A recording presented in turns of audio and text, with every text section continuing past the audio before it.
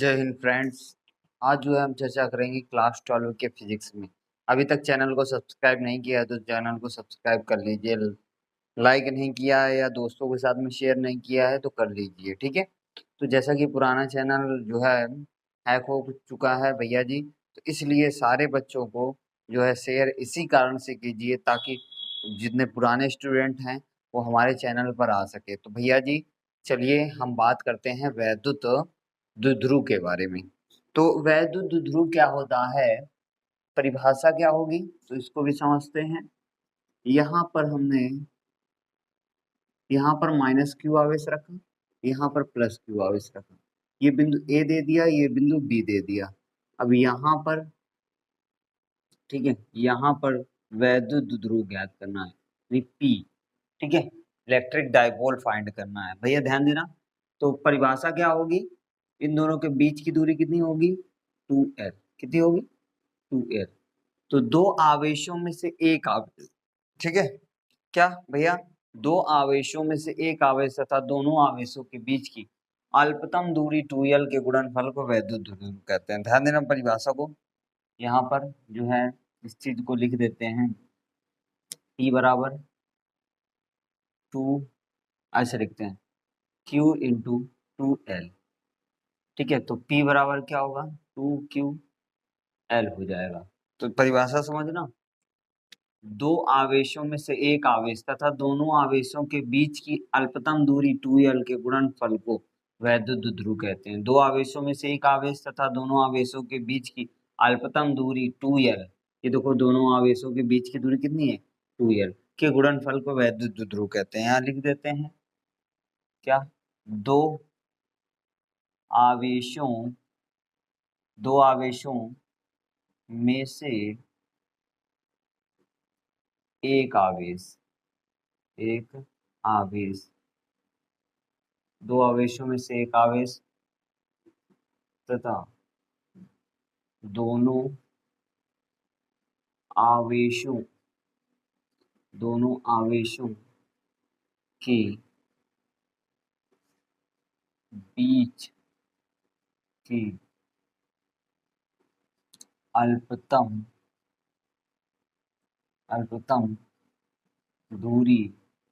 अल्पतम दूरी 2l के गुणनफल को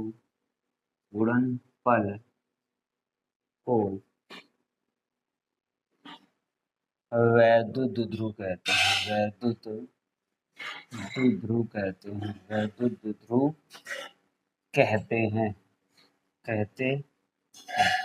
ठीक है। परिभाषा क्या होगी, दो आवेशों में से एक आवेश तथा दोनों आवेशों के बीच की अल्पतम दूरी 2l के गुणनफल को वैद्युत द्विध्रुव कहते हैं। वैद्युत, इसे P से प्रदर्शित करते हैं। इसे किससे प्रदर्शित करते हैं, तो यहाँ लिख देते हैं, इसे P से प्रदर्शित करते हैं। इसे P से प्रदर्शित करते हैं,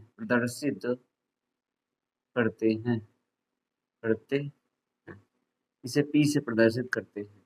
तो बात समझ में आ गई कि नहीं आ गई, दो आवेशों में से एक आवेश तथा दोनों आवेशों के बीच की अल्पतम दूरी के 2l के गुणनफल को वैद्युत द्विध्रुव कहते हैं। ध्यान देना भैया, यहाँ पर हमने इन दोनों को मल्टीप्लाई किया, तो इस प्रकार से हम क्या नहीं लिख सकते।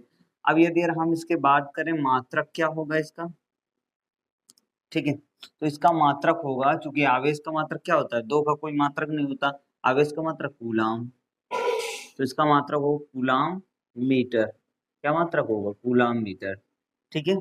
बात समझ में आई। अभी यदि इसका विमीय सूत्र पूछ ले, क्या बेटा, विमीय सूत्र, ठीक है। तो विमीय सूत्र हमें पता है, आवेश का विमीय सूत्र क्या होता है, AT होता है। ये कैसे आया भैया, किसी को डाउट है, लंबाई का L होता है, मतलब AT कैसे आया है, तो Q बराबर IT पढ़ा होगा, ठीक है, I का A होता है और T का AT, इस कारण से यहाँ लिखा गया। तो यहाँ पर यदि यार जो है सॉल्व करेंगे तो LAT, तो क्या होगा, LAT या LTA, ऐसे लिख दो, LTA। कभी कभी एग्जाम में कैसे लिखा, m के पावर 0 LTA, ठीक है। तो m के पावर 0 का मान कितना होता है, 1 होता है, यदि किसी के घात में 0 होता है तो उसका मान 1 होता है, ये सभी लोग जानते होंगे, है ना। तो इतनी बात सबको क्लियर हो गई कि नहीं क्लियर हो ही गई, ठीक है। अब इसमें पूछ सकता है कि राशि के बारे में, क्या पूछ सकता है, राशि, ठीक है, यानी राशि पूछ सकता है। नीचे लिखना है भैया, यहाँ सारी चीजें आ जाए इसलिए हम ऐसा लिख रहे हैं। तो ये राशि कौन सी है, सदिश राशि, सदिश राशि, ठीक है। कैसी राशि है, सदिश राशि है। तो ये बात सबको क्लियर हो रही है, सारी बातें क्लियर हो रही हैं कि नहीं क्लियर हो रही हैं, ठीक है। अब हम बात करते हैं, अब यहाँ पर हम आगे बात करेंगे, क्योंकि इतनी बात सबको क्लियर हो गई कि नहीं क्लियर हो गई, यहाँ तक बात सबको क्लियर हुई कि नहीं क्लियर हुई। तो वैद्युत द्विध्रुव की बात क्लियर हो गई। अब हम अगली हेडिंग की बात करते हैं, वैद्युत द्विध्रुव के कारण उत्पन्न वैद्युत क्षेत्र की तीव्रता। तो यहाँ पर अगली हेडिंग की बात करते हैं, वैद्युत द्विध्रुव के कारण उत्पन्न वैद्युत क्षेत्र की तीव्रता।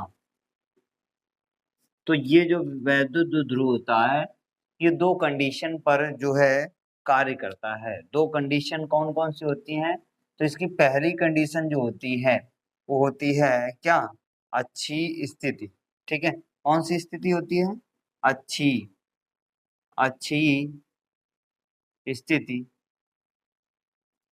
या फिर एग्जाम में बोल सकता है अनुदैर्ध्य स्थिति। किसको क्या बोल सकता है, अनुदैर्ध्य, अनुदैर्ध्य स्थिति, ठीक है। तो दो स्थितियां होती हैं इसमें, वैद्युत द्विध्रुव की कितनी स्थितियां, दो स्थितियां। तो ये हमें दिमाग में रखना होगा। दूसरी स्थिति क्या है, दूसरी भी लिख देते हैं। तो दूसरी स्थिति होता है निरक्षीय स्थिति में, क्या होता है बेटा, निरक्षीय, निरक्षीय स्थिति, निरक्षीय स्थिति या अनुप्रस्थ स्थिति, अनुप्रस्थ स्थिति, ठीक है। तो हम पहले बात करते हैं, ठीक है, हम पहले बात करते हैं अच्छी स्थिति में, ठीक है। तो यहाँ पर अगली हेडिंग डालते हैं भैया, सबसे पहली हेडिंग डालेंगे हम, वैद्युत द्विध्रुव, क्या, वैद्युत द्विध्रुव, द्विध्रुव, वैद्युत द्विध्रुव के अच्छी स्थिति में, वैद्युत द्विध्रुव के कारण, ऐसे लिखते हैं, वैद्युत द्विध्रुव के कारण अच्छी स्थिति, या अच्छी स्थिति या अनुदैर्ध्य भी लिख के आ सकता है। अच्छी स्थिति में वैद्युत क्षेत्र की तीव्रता का व्यंजक, वैद्युत क्षेत्र की तीव्रता का व्यंजक, तीव्रता का व्यंजक, ठीक है, तीव्रता का व्यंजक हमें सत्यापित करना है भैया। यहाँ तक देख लो भैया, थोड़ा हम देख लें वीडियो क्वालिटी, ठीक है, तो सही है। अब देखो यहाँ पर समझना है सारी बातें, यहाँ पर चित्र बना देते हैं यहाँ पर, ठीक है।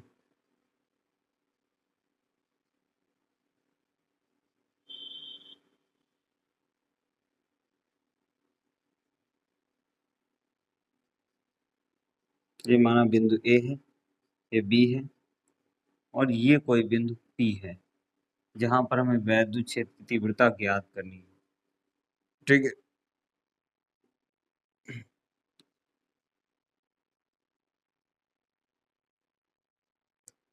इस पर माइनस क्यू आवेश रखा हुआ है, इस पर प्लस क्यू आवेश रखा हुआ है। यहाँ से यहाँ तक की दूरी कितनी है, आर 2l है, कितनी है, 2l।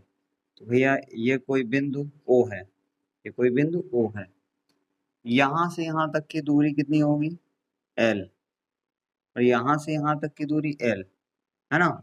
तो एल एल कितने हो जाएगी, 2l हो जाएगी। अब यहाँ बिंदु ओ से यहाँ तक की दूरी कितनी है, r, कितनी है, r। तो यहाँ थ्योरी क्या होगी, माना कोई, थ्योरी भैया ध्यान से समझना, माना कोई बिंदु ए है जिस पर माइनस क्यू आवेश रखा, माना कोई बिंदु ए है जिस पर माइनस क्यू आवेश रखा हुआ है। बिंदु ए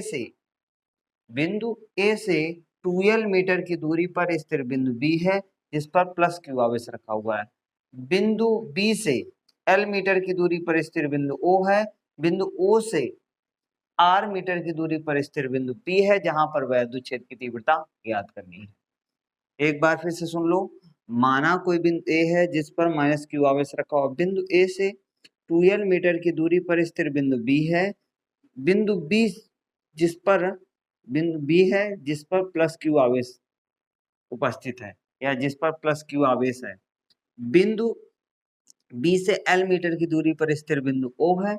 बिंदु O से R मीटर की दूरी पर स्थिर बिंदु P है जहां पर हमें वैद्युत क्षेत्र की तीव्रता ज्ञात करनी है। ये थ्योरी लिख लेना अपने मन से, ठीक है। थ्योरी आना ही लिखेंगे नहीं तो समय बहुत ज्यादा बर्बाद होता है, इसलिए सारी चीजें जो है लिख लिया करो। अब देखो यहाँ पर यदि हम प्लस क्यू आवेश के कारण वैद्युत क्षेत्र की तीव्रता निकालें तो हमें पता है वैद्युत क्षेत्र की तीव्रता का व्यंजक क्या होता है। तो E बराबर 1/4 pi epsilon naught q upon are square. ये है, पढ़ा है कि नहीं पढ़ा है सभी लोगों ने। तो यहाँ हमें दिमाग एक बात का लगाना होगा।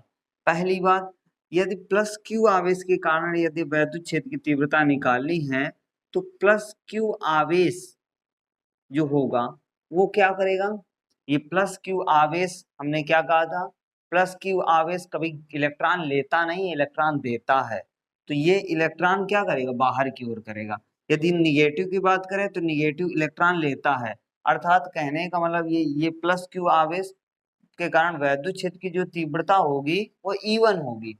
कितनी होगी, E1 होगी। और माइनस क्यू आवेश के कारण वैद्युत क्षेत्र की तीव्रता E2 होगी। क्यों, क्योंकि इलेक्ट्रॉन लेने और देने का काम है। प्लस वाला इलेक्ट्रॉन देता है और माइनस वाला इलेक्ट्रॉन लेता है, यानी अपनी ओर खींच रहा है। तो ये बात समझ में आई कि नहीं आई। यानी अट्रैक्शन जिस प्रकार जो है एक्स और वाई, ठीक है, एक्स वाई एक दूसरे में आकर्षण होता है कि नहीं होता। तो ये जो है माइनस क्यू है।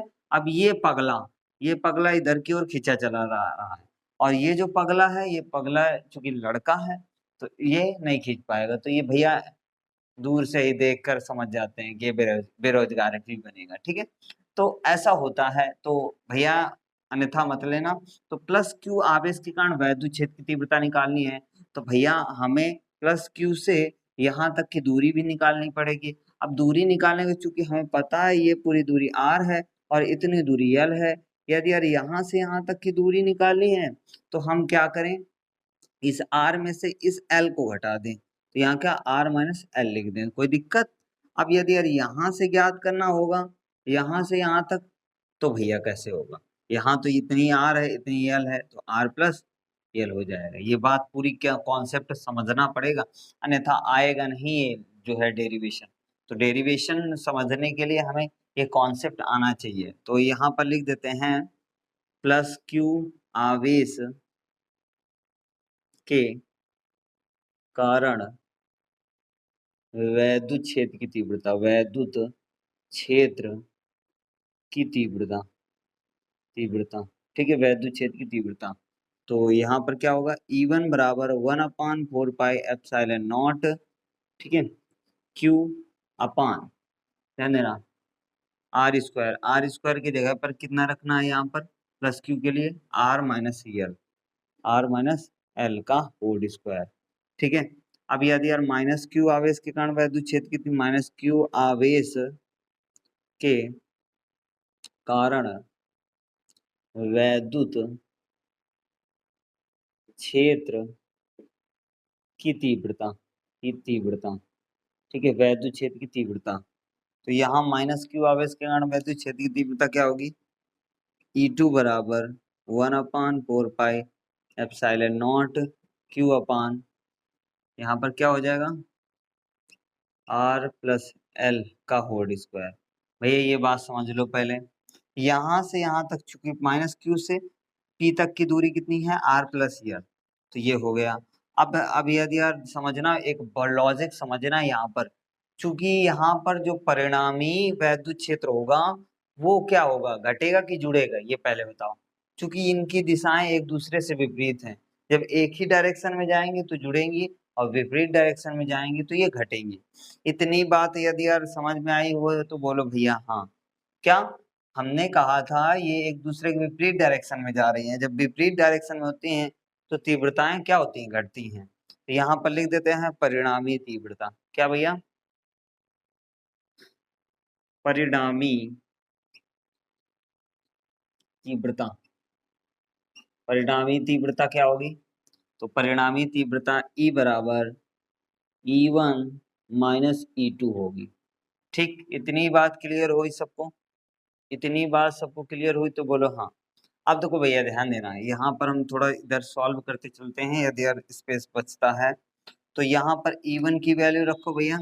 तो E बराबर E1 की वैल्यू कितनी है, 1/4 पाई एप्सिलॉन नॉट क्यू अपान, तो 1/4 पाई एप्सिलॉन नॉट क्यू अपान R माइनस एल का होल स्क्वायर माइनस E2 का मान कितना है, तो ये है 1/4 पाई एप्सिलॉन नॉट क्यू अपान R प्लस एल का होल स्क्वायर। ठीक, अब ध्यान देना इन दोनों में कॉमन क्या आ रहा है, जो जो कॉमन आ रहा है कॉमन ले लेते हैं। तो E बराबर 1/4 पाई एप्सिलॉन नॉट क्यू और 1/R माइनस एल का whole square minus 1/R plus L का होल स्क्वायर। ठीक है, इतनी बात क्लियर हुई कि नहीं क्लियर हुई। अब यहाँ पर यदि रखेंगे तो E बराबर 1/4 पाई एप्सिलॉन नॉट क्यू। ठीक है, अब देखो ध्यान देना, यहाँ से हम एलसीएम लेते हैं। एलसीएम कितना आएगा, R माइनस एल का whole square R plus L का होल स्क्वायर। इतनी बात क्लियर हुई तो बोलो हाँ। इतनी बात सबको क्लियर हो गई। ठीक है, यहाँ पर लिखा है। अब देखो यदि अगर इसका भाग कराएंगे, इन दोनों का भाग कराएंगे तो ये इधर मल्टीप्लाई होगा, ये इधर मल्टीप्लाई होगा। तो यहाँ क्या लिखा जाएगा, R प्लस एल का होल स्क्वायर और माइनस R माइनस एल का होल स्क्वायर। इतनी बात क्लियर हुई सबको। इतनी बात सब क्लियर हुई कि नहीं। ठीक, तो ठीक है, अब यहाँ पर ध्यान देना एक बात को, तो यहाँ E बराबर 1/4 पाई एप्सिलॉन नॉट क्यू, ये सब तो कॉमन है। अब देखो भैया ये फार्मूला किसका लिखा है, एक कोष्टक में a प्लस बी, एक कोष्टक में a माइनस बी, अर्थात ये फार्मूला लिखा है हमारा किसका लिखा है, यानी a square minus b square, a square minus b square का होल स्क्वायर। हम क्या लिख सकते हैं, r square minus l square का होल स्क्वायर, नहीं लिख सकते।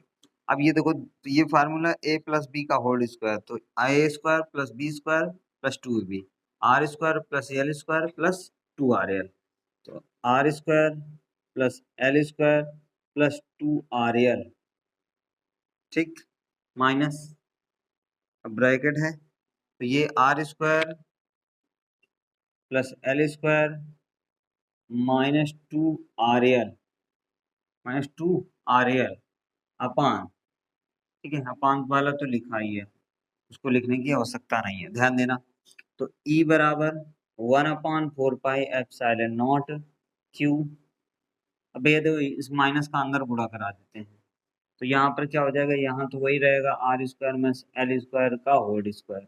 ठीक है, यहाँ आर स्क्वायर है प्लस एल स्क्वायर है प्लस 2rl है माइनस अंदर गुणा कराओ minus r square minus l square plus 2rl। ठीक, ध्यान देना भैया,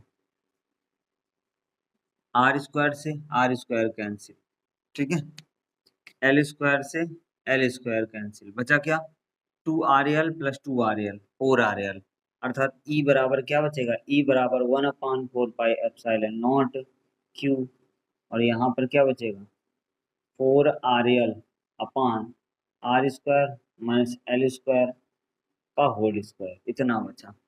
इतनी बात सबको क्लियर हो गई कि नहीं क्लियर हो गई, इतनी बात सबको क्लियर है।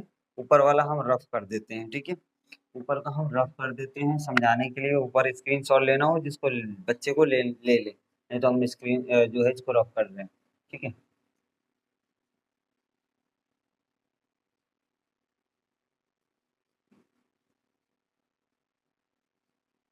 ध्यान देना, यहाँ पर क्या बचा भैया, तो यहाँ पर E बराबर 1/4πε0 Q और ब्रैकेट में बचा, इसे हम क्या लिख सकते हैं 2 × 2, ठीक है, ध्यान देना इसको अंदर गुणा कराओ 2 × 2 QL और मल्टीप्लाई R बटे R² - L² का होल स्क्वायर, इतना नहीं लिख सकते। अब चूंकि हमने पढ़ा है कि P बराबर 2QL होता है कि नहीं होता, तो इसकी जगह पर P नहीं लिख सकते, तो E बराबर क्या हो जाएगा 1/4πε0 2R × P, ठीक है 2RP। इसको हमने एक साथ में लिख दिया, इसकी जगह पर P लिख दिया अपान R² - L² का होल स्क्वायर, ठीक है। अब देखो ध्यान देना, यहाँ पर एक कंडीशन अप्लाई करवा देते हैं। यहाँ पर कंडीशन क्या अप्लाई करवाएंगे, R की तुलना में, ठीक है, यहाँ लिखना है, लिख देते हैं R की तुलना में L का मान, L का मान बहुत छोटा है, बहुत छोटा, बहुत छोटा है, तब R² की तुलना में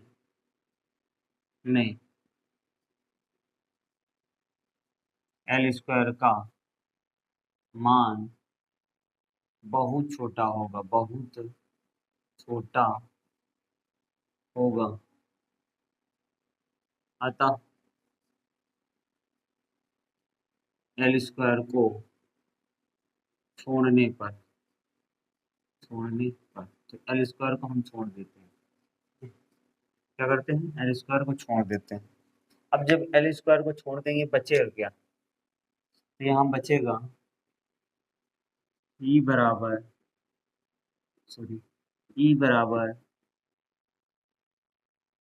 2RP अपान R² का होल स्क्वायर, E बराबर क्या हो जाएगा 2RP अपान R⁴। ध्यान देना, इसमें एक है, इसमें 4 है, तो बचेंगे कितनी घाते, 3 घाते बचेंगे, तो E बराबर बचेगा क्या 2P अपान R³। यही हमें सत्यापित करना था, ठीक है। यहाँ तक बात क्लियर हुई। अब हम बात करते हैं निरक्षी, तो इतना भैया स्क्रीनशॉट ले लो, उसके बाद हम रफ करते हैं। वैद्युत ध्रुव के कारण निरक्षी स्थिति में वैद्युत क्षेत्र की तीव्रता के व्यंजक के बारे में बात करते हैं, ठीक है। तो यहाँ पर सबसे पहले हम चित्र की बात कर लेते हैं। ये कोई बिंदु A है, ये हमने माना कोई बिंदु B है, ठीक है। इस पर -Q आवेश रखा हुआ है, ठीक है, यहाँ लिख देते हैं थोड़ा सही। इस पर -Q आवेश रखा है और इस पर +Q आवेश रखा है। अब इसके सेंटर पॉइंट से, सेंटर बिंदु से, ये बिंदु O है, ठीक है।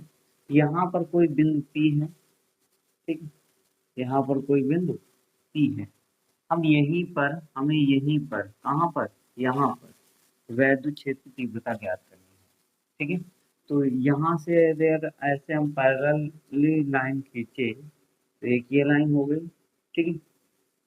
तो एक यदि हम ऐसे खींच लें लंबवत, ठीक है, तो इस प्रकार से हमें यहाँ पर प्लस के कारण हमने बताया था E1 होगा और माइनस के कारण E2 होगा, और यहाँ पर परिणामी तीव्रता होगी, यानी E होगी, क्या होगी E। अर्थात कहने का मतलब ये है, यहाँ परिणामी E बराबर क्या होगा E1 cos theta plus E2 cos theta, E2 cos theta, ठीक है, E1 cos theta plus E2 cos theta. अर्थात इस प्रकार से हमें निकालना है, यानी यहाँ पर हमें वैद्युत क्षेत्र की तीव्रता ज्ञात करनी है, ठीक है, बिंदु P पर। यहाँ ये जो बिंदु P है, अब थ्योरी क्या होगी, माना कोई बिंदु A है जिस पर +Q आवेश रखा हुआ है, बिंदु A से 2L मीटर बिंदु ए से 2l मीटर की दूरी पर स्थिर बिंदु बी है जिस पर प्लस क्यू आवेश रखा होगा। बिंदु बिंदु बी से एल मीटर की दूरी पर स्थिर बिंदु ओ है। बिंदु ओ से आर मीटर की दूरी पर स्थिर बिंदु पी है जहाँ पर वैद्युत क्षेत्र की तीव्रता ज्ञात करनी है। तो हमने इसके पहले थोड़ा हम समझ लेते हैं कि ये जो कोण होगा, ये कोण ये 90 डिग्री का एंगल बनाएगा। अब हमें पता है कि 90 डिग्री के सामने वाली भुजा क्या कहलाती है? कर्ण कहलाती है। क्या कहलाती है? कर्ण कहलाती है। अर्थात हमें ये वाली भुजा निकालनी है। क्या? ये वाली भुजा। अब ये जो भुजा होगी ये इस भुजा के बराबर होगी। अर्थात आमने सामने के यानी जो त्रिभुज है क्या है? समकोण त्रिभुज है। तो यहाँ पर ये जितने जो है जितना मान इसका होगा उतना ही मान इसका होगा। अर्थात एक का मान निकाल लेते हैं। तो यदि यार हमें इस कर्ण को निकालना है, मान लेते हैं ये कर्ण है, तो कर्ण निकालना है तो पाइथागोरस प्रमेय पढ़ा होगा। कर्ण का स्क्वायर इज इक्वल टू लंब का स्क्वायर प्लस आधार का स्क्वायर। तो कर्ण का स्क्वायर यानी के स्क्वायर निकालना है। तो कर्ण, अब देखो ध्यान देना, ये जो कोण आंतरिक कर रहा है वो थीटा कोण आंतरिक कर रहा है। अब हमें पता है कि थीटा के सामने वाली भुजा लंब कहलाती है। तो लंब कितनी है? Are square. आधार कितनी है? L square. यदि कर्ण निकालना है तो अंडर रूट में हो जाएगा क्योंकि स्क्वायर है। तो r square plus l square. देखो हमने स्क्वायर हटाया तो अंडर रूट लग गया। अर्थात ये वाली जो भुजा निकलेगी वो कितनी निकलेगी? R square plus l square. ठीक है। ऐसे ये भी निकलेगी। क्या? ऐसे ये भी निकलेगी। कितनी निकलेगी? R square plus l square. ठीक है। इतनी बात क्लियर हो गई कि नहीं क्लियर हो गई? सबको इतनी बात क्लियर हुई है ना? ठीक है। अब देखो यहाँ पर हमने इनकी जो दूरी निकाली प्लस क्यू से बिंदु ओ पी तक की दूरी कितनी? Under root r square plus l square. ध्यान देना, अब कुछ नहीं है, बिल्कुल सरल है। अब ध्यान देना, बिल्कुल ध्यान से समझना, है कुछ नहीं। ठीक है, समझ लेते हैं। तो यहाँ पर हम प्लस क्यू आवेश के कारण, प्लस क्यू आवेश के कारण वैद्युत क्षेत्र की तीव्रता, वैद्युत क्षेत्र की तीव्रता निकालते हैं। ठीक है। तो वैद्युत क्षेत्र की तीव्रता क्या निकलेगी? समझना बिल्कुल ध्यान से। तो यहाँ पर प्लस क्यू, क्योंकि आकर्षण ये प्रतिकर्षण करेगा, 1/4πε0 क्यू अपान आर। आर की वैल्यू कितनी है यहाँ से? Under root r square plus l square. Under root r square plus l square. अब देखो चूंकि आर का स्क्वायर होता है, फार्मूले में हमने पहले भी बताया था, क्या होता है? ई बराबर 1/4πε0 क्यू अपान आर स्क्वायर। तो आर की वैल्यू कितनी है? Under root r square plus l square. मैंने इसका होल स्क्वायर कर दिया। अब यदि यार माइनस क्यू आवेश के कारण वैद्युत क्षेत्र की तीव्रता, माइनस क्यू आवेश के कारण वैद्युत क्षेत्र की तीव्रता, वैद्युत क्षेत्र की तीव्रता। ठीक है, मार्कर चल नहीं रहा। वैद्युत क्षेत्र की तीव्रता, इसको हम समझते हैं और जी ध्यान से समझना। ठीक है। तो यदि हमें ज्ञात करना है तो E2 बराबर कितना होगा? 1/4πε0 क्यू अपान, इसकी वैल्यू कितनी होगी? तो भैया इसकी भी वैल्यू उतनी है, under root r square plus l square का होल स्क्वायर। ठीक है। अब देखो ध्यान देना भैया, यहाँ पर हमने परिणामी तीव्रता E बराबर E1 cos theta plus E2 cos theta, हमने क्या किया? E1 cos theta plus E2 cos theta. अब ये एक दूसरे के विपरीत नहीं है, ये एक ही डायरेक्शन में है, अर्थात दिशा जो होगी वो एक ही दिशा में चलेंगे। तो यहाँ पर क्या होगा? परिणामी तीव्रता, परिणामी तीव्रता, परिणामी तीव्रता क्या होगी? तो होगी E बराबर E1 cos theta plus E2 cos theta. ठीक है। तो E बराबर E1 की वैल्यू कितनी है? 1/4πε0 क्यू अपान, अब इसका स्क्वायर कराएंगे तो r square plus l square ही बचेगा। ठीक है, अंडर रूट से चूंकि बाहर हो जाएगा, प्लस सॉरी यहाँ cos थीटा है, cos थीटा प्लस 1/4 E2 का मान 1/4πε0 क्यू अपान इसका स्क्वायर कराएंगे तो r square plus l square, ठीक है, यहाँ कॉस थीटा हो जाएगा। अब देखो बेटा इन दोनों में कॉमन क्या आ रहा है, इन दोनों में सभी कॉमन आ रहे हैं, इन दोनों में सभी कॉमन आ रहे हैं, ले लेते हैं। ई बराबर क्या बचेगा 1/4πε0 q r square plus l square, ठीक है, और यहाँ कॉस थीटा, अंदर क्या बचा 1 + 1 यानी 2 हो गया, कितना हो गया 2 हो गया है, अर्थात ई बराबर क्या हो जाएगा 1/4πε0 2q upon are square plus l square, ठीक है। अब चूंकि हम जानते हैं यहाँ कॉस थीटा बचा, तो कॉस थीटा बराबर होता क्या है, तो हमने बताया था लाल बटे कक्का, पढ़ा है कि नहीं पढ़ा, तो आधार बटे कर्ण, तो भैया ध्यान देना आधार कौन सा होगा एल होगा और कर्ण क्या होगा ये वाला होगा, तो यहाँ पर आधार बटे कर्ण, तो आधार कितना है एल और कर्ण कितना है √r² प्लस एल स्क्वायर, ठीक है। इतनी बात सबको यदि यार क्लियर हुई तो बोलो हाँ, ठीक है। अब देखो ध्यान देना यदि यार यहाँ 1/4πε0 और इसको 2ql लिख दे तो कोई दिक्कत। अब ये देखो ध्यान देना r² प्लस एल स्क्वायर वैसे लिखा है, इसको हम यदि यार ऐसे लिखते हैं r² प्लस एल स्क्वायर के पावर 1/2 लिख दें अंडर रूट हटा के, कोई दिक्कत, कोई दिक्कत नहीं है ना। तो यहाँ पर अब देखो समझना है, ठीक है। अब देखो यहाँ पर क्योंकि हमें फार्मूला पता है P बराबर 2ql, तो इसके स्थान पर हमें क्या लिखना है P लिख देना है।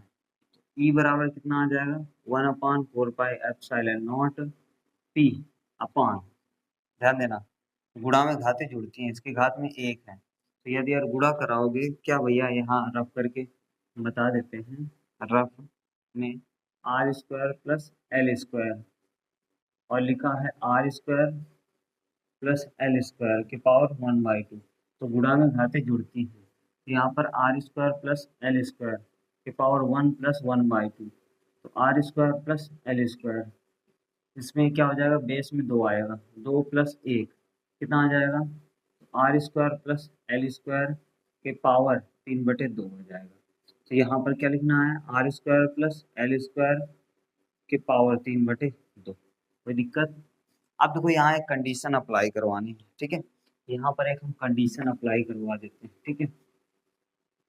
तो कंडीशन क्या होगी इसको हम समझते हैं, यदि r की तुलना में l का मान छोटा है तो r² की तुलना में एल स्क्वायर का मान बहुत ही छोटा होगा, एल स्क्वायर को छोड़ने पर, एल स्क्वायर को छोड़ने पर तो छोड़ देते हैं एल स्क्वायर को, तो बचेगा क्या, तो बचेगा E बराबर 1/4πε0 P अपान r², ठीक है, के पावर 3/2, ठीक है, ध्यान देना बहुत ध्यान से समझना।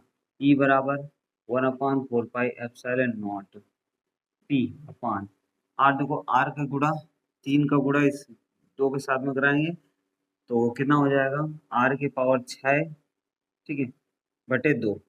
अब देखो ध्यान देना तो यहाँ पर क्या हो जाएगा E बराबर 1/4πε0 P, अब देखो भाग कराओ इसमें 3 आएगा r की पावर 3, यही हमें सत्यापित करना था, इसका यूनिट क्या होगा तो इसका न्यूटन अपान कूलम, ठीक है, तो यही हमें प्रूव करना था। आई होप यहाँ तक समझ में आया होगा, यदि समझ में आए तो दोस्तों के साथ में शेयर कीजिए, चैनल पर नए हो तो चैनल को सब्सक्राइब कीजिए, तब तक के लिए जय हिंद, जय भारत, वंदे मातरम।